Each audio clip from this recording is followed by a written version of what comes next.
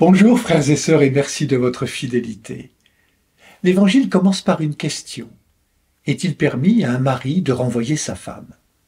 Les pharisiens qui interrogent Jésus sont sur le registre du permis défendu, comme si la règle l'emportait sur l'amour. C'est leur logique, mais ce n'est pas celle de Dieu. Celle de Dieu, c'est celle que rappelle Jésus.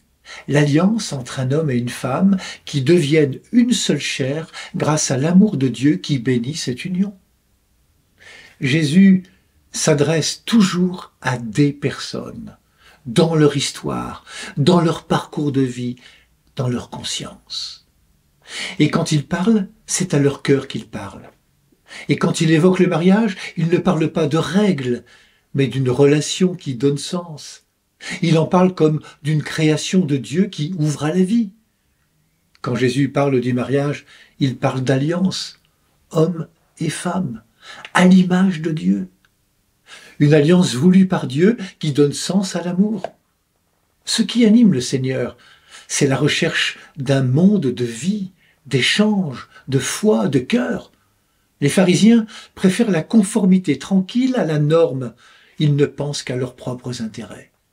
Jésus, quant à lui, préfère s'adresser à nous comme à des personnes qui librement choisiront la vie, qui librement choisiront les intentions de Dieu.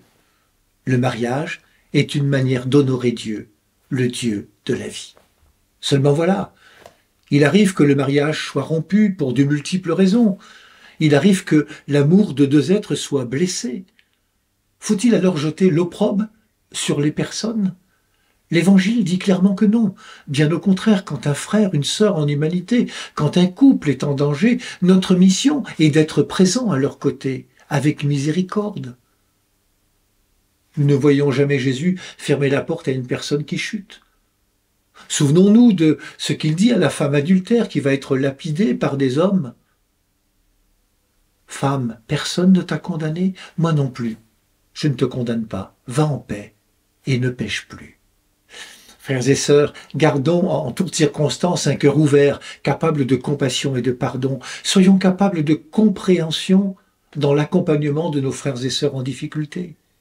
Dieu nous a voulu capables d'aimer. Apprenons ensemble à aimer toujours mieux et en vérité. Nous pouvons, nous le savons, toujours compter sur Dieu. Bonne journée à toutes et à tous. Prenez bien soin de vous et des autres.